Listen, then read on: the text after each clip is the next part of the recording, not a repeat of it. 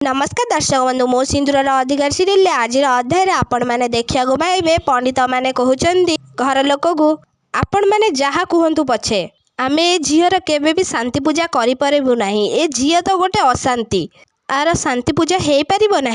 तपर मुक्ति कहते पंडित आपण माने आपण मान बोहू आपणकर दीटा बोहू ठीक अच्छा तो तापर जड़े पंडित कहते किए कहला मोर दीटा बोहू केबेठारू मो पुओ प्रथम स्त्री को छाड़ी दे जाइछि। तापर आउ जड़े पंडित कहते तमें कौन आम मान को अपमान दबाक डाकिछ। तापर मुक्ति कहते जदि आपण मानकर एते सब भूल न करिकि भी से सब भूल को धरिकी आगु को बढ़ी पारुछंती जदि से सबुरे मोर किछि भूल नहीं ताहले मो काहेकि न पाइबी। मो सहित जहाँ भी अन्याय होइछि दया करिकि आपण माने पूरा परिवार को कष्ट दियंतुनी दंड भी दियंतुनी। जदि मु रहिले ए पूजा संपूर्ण हबनी ताहले ठीक अछि मु ए पूजा रे रहिबिनी। हाँ दर्शक बंधु आपण माने एमिति किछि देखिବାକୁ पाइबे।